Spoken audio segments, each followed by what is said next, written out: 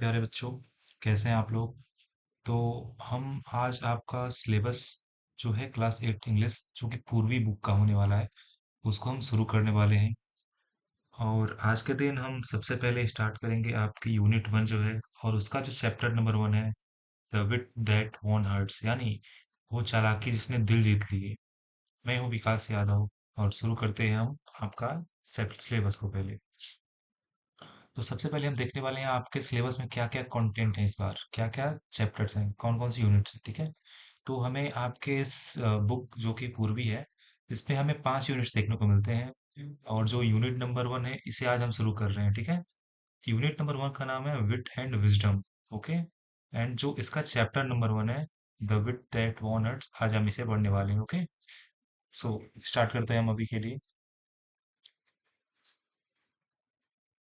तो हमें सबसे पहले देखने को मिलता है ये पेज नंबर 1 पे। ठीक है, जो आपके जहाँ से बुक मतलब चैप्टर असली में स्टार्ट होता है, वो है यहाँ से।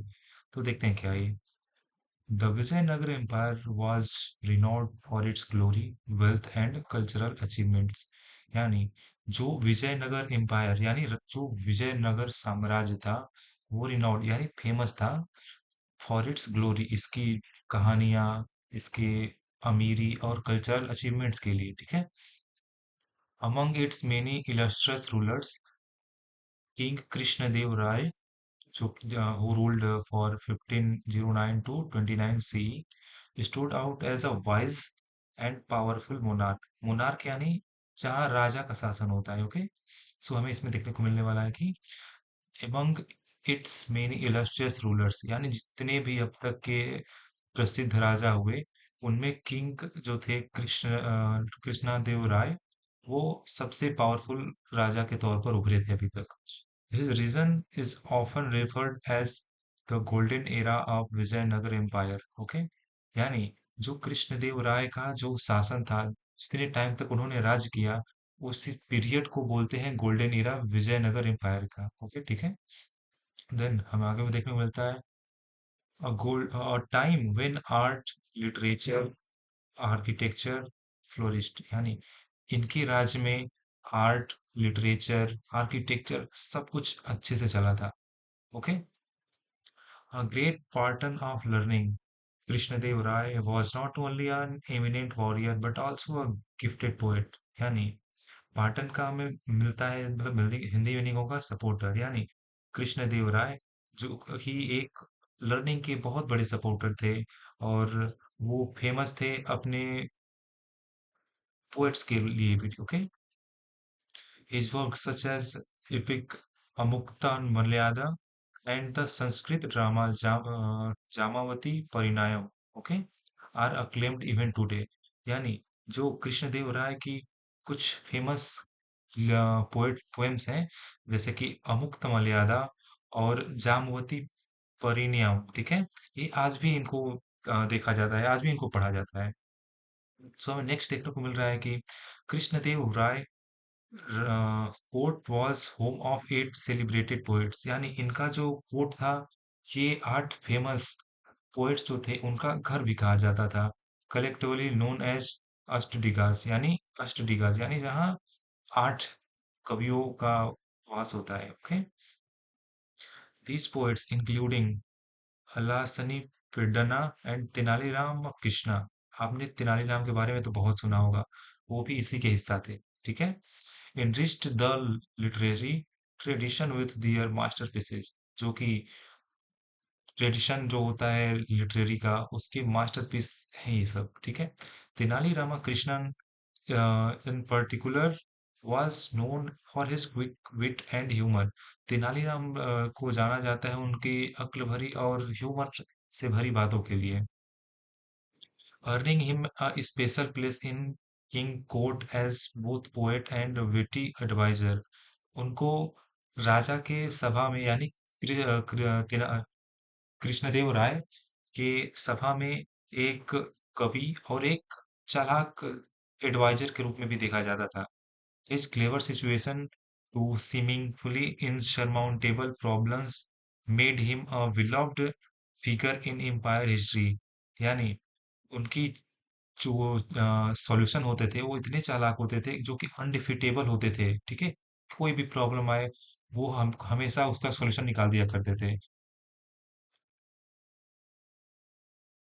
तो नेक्स्ट है कि even the wisest ruler faced moment of disharmony, and at one such time the king had an quarrel with his queen Thirumbalam over a seemingly trivial matter. Okay, so इसमें यह है कि अ, जो सबसे चालाक राजा होते हैं वो भी कभी ना कभी डिसहार्मनी का सिचुएशन फेस करते हैं, यानी जब कोई डिसएग्रीमेंट हो जाए, ठीक है?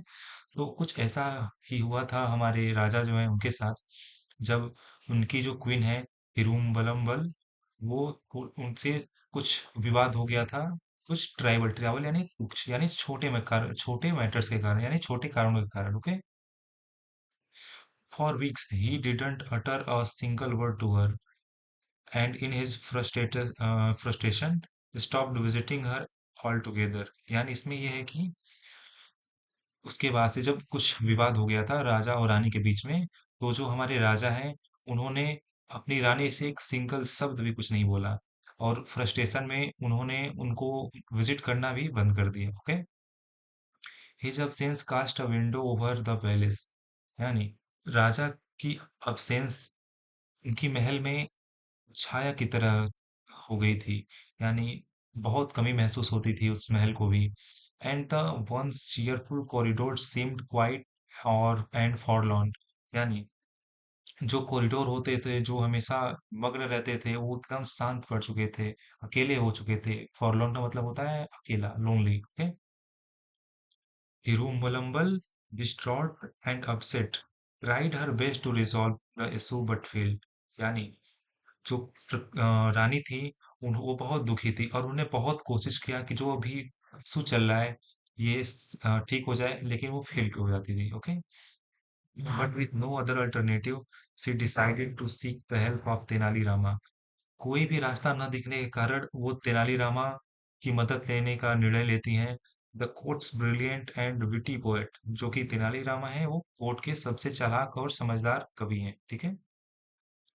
Rama listened patiently as the queen recounted the incident in the detail। जब वो जब तेनालीरामा पहुंचे वहां पे तो जो रानी थी उन्होंने पूरा कब बताया क्या क्या हुआ था, क्या किस वजह से झगड़ा हुआ, सब इंसिडेंट उन्होंने पूरे डिटेल में तेनालीराम को बताया, ठीक है? The king wrote a poem, कवि ने राजा ने एक कविता लिखी थी। सी बिगेन हर वॉइस ट्रेम्बल, उसकी जो रानी थी उनकी आवाज लड़खड़ाने लगी। It was filled with a वेग expression, sun, moon, star, beautiful sky, but it made no sense। यानी जो राजा थे उन्होंने एक कविता लिखा। वो शुरू करती है।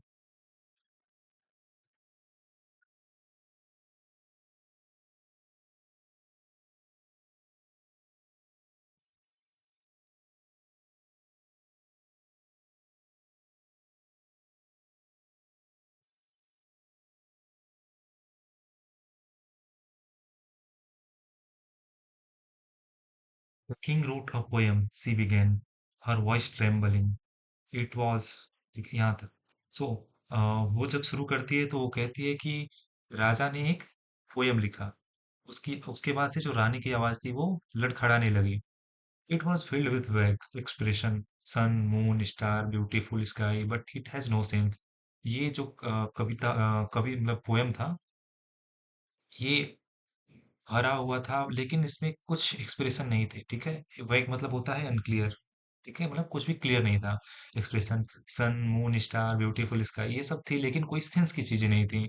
When he tried reciting it to his minister, they all avoided him, making excuses।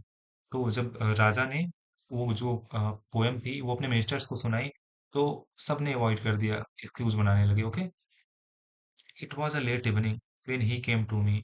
और जब राजा जो कि वहाँ अपने मिनिस्टर्स के साथ थे उनसे अवॉइड होने के बाद जब वो घर पहुंचे तो वो रानी की अटेंशन पाना चाहते थे, ठीक है? He began reciting it to me. वह जब राजा महल में पहुंचे तो वो रानी को, यानी जो क्वीन है हमारी, उनको पूरी जो पोएम है वो सुनाने लगे। But I was so exhausted after a tiring day that I yawned, not once but several time. यानी जब राजा रानी को पोएम सुना रहे थे, तो ये उस टाइम तक थक चुकी थी पूरे दिन काम करने के बाद से, तो ये उनको अब नींद लगने लगी, तो ये उम्हाइया लेने लगी, ठीक है, उनके सामने ही। The king thought I was disrespecting his poem and stormed of.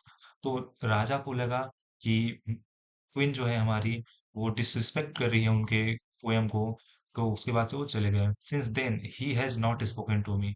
उसके बाद से राजा ने अब तक मुझसे बात नहीं की। If I had known this would happen I would have choose another day. यानी अगर इसमें रानी बोल रही है कि अगर मुझे पता होता कि ऐसा होने वाला है, तो मैं किसी और दिन को चूज कर लेती। यानी ये इसमें कहना चाहती हैं कि मैं किसी और दिन सो लेती, लेकिन मैं ऐसा गलती ना करती। उसके बाद से कहते हैं, help me please Rama, only you can help the king understand. तो इसमें हमारी जो क्वीन है वो बोल रही है कि रामा, तेनालीराम को बोल रहे हैं कि कृपया मेरी मदद करो, केवल जो तुम हो जो मेरी बातों को राजा को समझा सकते हो। Rama nodded thoughtfully, if you like I will try my best to resolve this matter. Tenalirama कहते हैं कि ठीक है, अगर आप चाहती हैं तो मैं अपनी पूरी कोशिश करूंगा इस मैटर को सॉल्व करने के लिए, your highness. But this need a well-planned approach and I may need time to find the right strategy।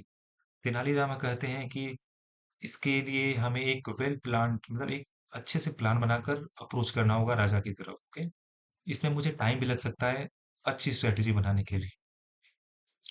The queen who had placed her last hope in Rama agreed and thanked him profusely.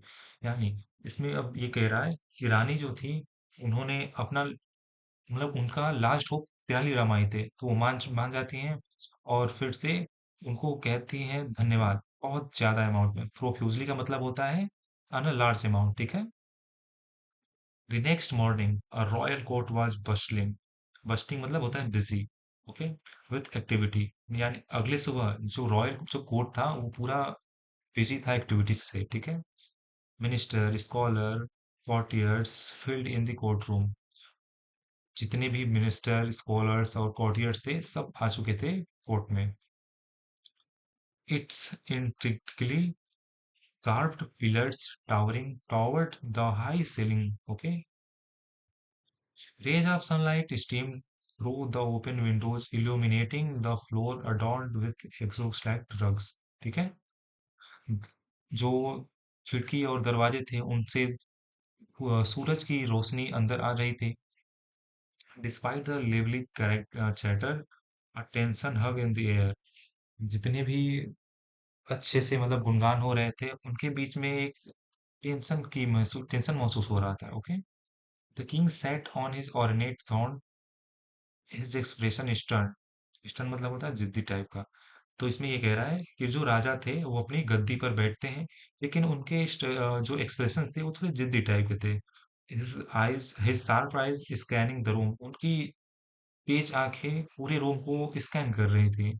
It was evident that the unresolved quarrel still gnawed at him. यानी gnawed मतलब होता है bothered, okay. So इसमें ये कह रहा है कि जो झगड़ा चल रहा था रानी का उनसे, या फिर उनका रानी से, तो वो अभी उनके मन में था, और ये उनके चेहरे पर साफ साफ दिख रहा था। Okay,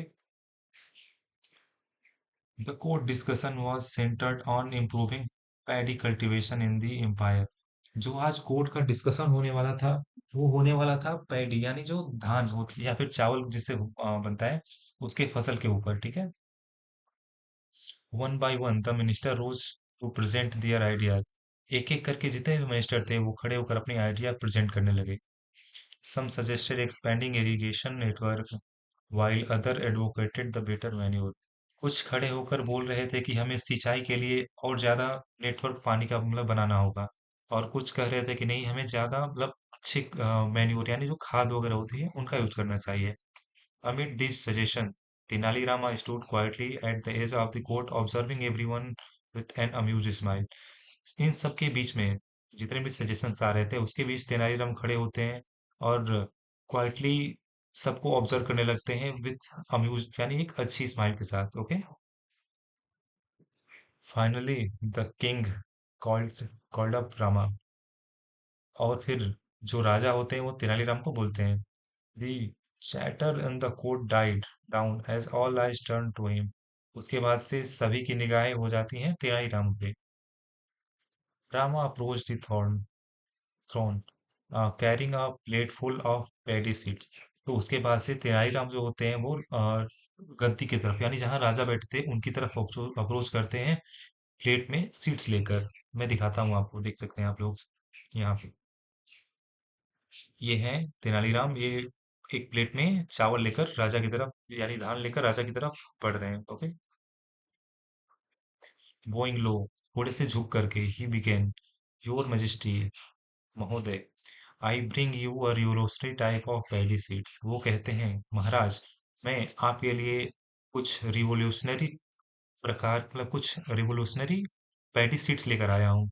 if this are sown the अगर ये पौधे लगाए जाते हैं, the yield will be 3 time greater than the current result. जो फसल होगी वो 3 गुना होगी जो अभी जो अभी मतलब फसल लगाई जा रही है उसकी तुलना में। Murmur swept through the room, पूरे रूम में बातें होने लगी धीरे धीरे फुसफुसा के। One of the courtiers known for his sarcasm. तो उनमें एक जो मेंबर थे जो कोर्ट में आए थे, एक मेंबर, वो जो कि सरकाजम के लिए जाने जाते हैं, whispered just loud enough to be heard. वो ऐसे मतलब फुसफुसाते हैं कि लेकिन फुसफुसाते हैं लेकिन उनकी आवाज ज्यादा तेज होती है। Okay. I wonder if this are magic seed. तो वो बोलते हैं, मुझे आश्चर्य है कि ये कोई जादुई सीड्स हैं। Next he claim they will grow without water. वो कहते हैं कि अब जो है तेनालीराम वो बोलेंगे कि ये बिना पानी के ही उग सकती हैं। एनदर मटर्ड, अब कोई और हो सकता है, perhaps he found them on the moon. और कोई जो दूसरा कोई जो मतलब मटर करता है, वो बोलता है कि शायद ये चंद्रमा पर से लाए यानी मून पर से लाए हैं, तेनालीराम को बोलते हैं, जो अगर वो जो प्लेट वो दिखाते हैं राजा को। स्नीकर्स, स्नीकर होता है सप्रेस्ड लॉफर, मतलब छुपके जैसे मुंह नीचे करके हंसना। Okay. Rippled through the could, पूरे रूम में लोग धीरे धीरे हंसने लगे थे मुंह नीचे करके। The king frond unimpressed, that sound absurd। absurd मतलब होता है बेतुका, इलॉजिकल। ओके। तो जो राजा होते हैं वो अनइम्प्रेस्ड होते हैं और बोलते हैं, ये इलॉजिकल साउंड करता है, ही मटर्ड। ठीक है। Such cultivation would need special soil. वो कहते हैं कि अगर हमें फसल लगानी है तो हमें एक अलग टाइप की सॉइल चाहिए होगी, अलग मैन्योर चाहिए होगा, एंड पेस्ट और इंसेक्ट के लिए भी हमें अलग प्रबंध करना पड़ेगा। If by chance something were to go wrong our farmer will suffer. Okay. So इसमें कह रहे हैं कि जो राजा थे वो अनइम्प्रेस हो चुके थे और उन्हें लगा ये उनको एक इलॉजिकल साउंड हुआ। ठीक है। उन्हें लगा कि इसके लिए हमें एक नई प्रकार की सॉइल चाहिए, मैन्योर, पेस्ट, इंसेक्ट के लिए रोकने के लिए हमें और भी चीजें चाहिए। और बोलते हैं कि अगर बाई चांस अगर ये काम ना करा तो हमारे फार्मर्स भुगतेंगे इसके बारे में। तेनालीरामा स्माइल करते हैं, अनफेज्ड यानी कि नॉट वरीड, मतलब वो बिना चिंता के हंसते हैं। That may be true, your majesty, but the real issue lies not with the week themselves but with the person who sows them। यानी वो कहते हैं, तेनालीराम कहते हैं बेझिझक बिना घबराए कि ये बात सही हो सकती है कि अगर ये काम ना करा तो फार्मर सफर करेंगे। वो कहते हैं कि रियल इशू ये नहीं है वो कहते हैं कि रियल इशू जो है वो सीट्स में नहीं है, बल्कि वो कहते हैं कि ये जो इशू है ये उस पर्सन में है जो उन्हें उगा रहा है। आज फेल ओवर कोर्ट से सिराली Rama words hung in the air. चारों तरफ खामोशी छा गई जब तेनालीराम ये बोलते हैं। The king eyebrow furrowed. Okay. तो जो राजा थे उन्होंने अपने आईब्रो जैसे सिकुड़ लिए। What is wrong with the person who sows the seed. राजा कहते हैं राजा कहते हैं कि क्या समस्या है उस इंसान में जो कि उस सीड को उगा रहा है। तेनालीरामा, ठीक है, ऐसा बोलते हैं वो राजा। Rama glanced around the court. Tenaliram जो होते हैं वो चारों तरफ कोर्ट में अपनी नजरें फेरते हैं। His sharp gaze meeting the spectacled eyes of the courtiers। उनकी आंखें उस सबसे मिल रही होती हैं जो डाउटफुल नजरों से उनको देख रहे थे। If one were to sow seed without proper care, no one would reap a good harvest। अगर तेनालीराम कहते हैं कि अगर किसी को बिना प्रॉपर केयर के अगर फसल उगाना है तो ऐसा नहीं हो पाएगा कि अच्छी फसल आएगी। Pausing for effect, okay. And what if the person had a habit of yawning while sowing। तो क्या अगर, देखिए इसमें ये बोल रहे हैं कि आप देख सकते हैं ना, जो किंग ने जब क्वीन जो थी, जब किंग पोएम सुना रहे थे तो उस टाइम सेम सिचुएशन हुआ था। वही बोल रहे हैं तेनालीराम, वो बोल रहे हैं कि what if the person had a habit of yawning while sowing। तो इसमें ये कहते हैं कि क्या हो गया अगर जो फार्मर है वो फसल उगा रहा है तो उसे नींद लगने की बीमारी हो, मतलब नींद लगने की आदत हो सोइंग के टाइम पे। Would on the seed scatter unevenly. तो क्या जो सीड है वो इधर उधर नहीं फैल जाएंगे। द कोर्ट इरप्टेड इनटू लॉटर, ठीक है। जितना मतलब जितने कोर्ट में लोग थे सब हंसने लगे। The earlier sarcasm replaced the genuine amusement. तो जो ये सरकाजम था ये पूरे हम जैसे जितने भी लोग थे सब इसमें खुश होने लगे, हल्का हल्का स्माइल आने लगा चारों तरफ। Even the king caught off guard, signed and intensely yawned। तो तब तक राजा ने भी वाइयाँ लेने शुरू कर दी। Rama watched him keenly। keenly मतलब होता है इंटेंसली, ओके। खूब ध्यान से देखना। तो जब रामा उन्हें देख ले, then he continued, your majesty, is there anyone in the world who does not yawn। तो तेनालीराम कहते हैं राजा से, महाराज, क्या इस दुनिया में ऐसा कोई नहीं है जो उहाई ना लेता हो। It's natural as breathing. तो वो कहते हैं उहाई लेना भी नेचुरल है जैसे कि हम सांस लेते हैं। The king expression shifted as realization dawned, ठीक है। His mind raced back to the quarrel with the queen. तो ये बात सुनकर राजा को क्वीन से जो झगड़ा हुआ था उसकी बात याद आ गई। He remembered scolding her harshly for yawning while he recited his poem। तो इस टाइम पे राजा को याद आ जाता है कि कैसे उन्होंने क्वीन को डांटा था वहां लेने के कारण जब वो पोएम सुना रहे थे। He realize how unfair had he had been. उनको रियलाइज होता है कि वो कितना गलत थे। If I had known that yawning was not a sign of disrespect, I wouldn't have taken her gesture so personally। तो इस टाइम वो सोचते हैं कि अगर मैं उसको डिसरिस्पेक्ट की तरह न लेता तो ये अभी सब बढ़िया चल रहा होता। Regret feeling his heart. उनके दिल में पूरा रिग्रेट फील हो चुका था इस टाइम तक। That evening, the king approached the queen with a softened expression। उस शाम जो राजा थे वो क्वीन को अप्रोच करते हैं कोमल दिल यानी सॉफ्ट हार्ट से, okay. Tirumbalam, he began, his voice gentle. तो वो जब जाते हैं वो अपनी क्वीन का नाम लेते हैं थिरुम्बलम बल। और वो जो कि होता है जेंटल वॉइस में, मतलब प्यारी आवाज समझ सकते हैं आप लोग, कोमल आवाज में। I have been foolish. मैं पागल था। I see now that I overreacted. अब मुझे एहसास हो रहा है कि मैंने ज्यादा रिएक्ट कर दिया, ओवर रिएक्ट कर दिया। I let my pride blind me, okay. तो वो कह रहे हैं कि मैंने अपनी प्राइड को अंधा होकर अपने से मतलब तुमसे ऊपर कर दिया, okay. I am so sorry, वो माफी मांगते हैं। The queen who had long for the this moment smiled and replied. तो जो रानी थी वो इसी मोमेंट का इंतजार कर रही थी। उसके बाद वो कहती हैं, if you like we can leave this quarrel behind us. वो कहती हैं कि अगर आप चाहें तो हम इस जो झगड़ा है इसे हम पीछे छोड़ सकते हैं। I would very much like to listen to your poem. फिर वो कहती है कि मुझे, मैं चाहती हूँ कि आप अपना पोएम अब सुनाएं। उसके बाद से इसमें लिखा है, Rama who had orchestrated this settlement felt victorious. The king and the queen later presented him with valuable gifts for his service. उसके बाद से जो राजा और रानी थे वो तेनालीराम को कुछ गिफ्ट्स प्रेजेंट करती हैं। The royal couple bond was restored. जो तो रॉयल जो कपल थे यानी जो राजा और रानी थे इनका बॉन्ड अब वापस से हो गया, okay. The palace brimmed once again with joy and laughter, यानी जो जो यहाँ इनका पैलेस था वो वापस मगन हो गया खुशियों और जॉय के साथ, ठीक है। एंड हमारा चैप्टर वन यहीं तक था, द वेट, जो चैप्टर वन हमारा है वो यहीं तक था, ओके। सो ठीक है, फिर मिलते हैं नेक्स्ट चैप्टर के साथ जल्दी ही।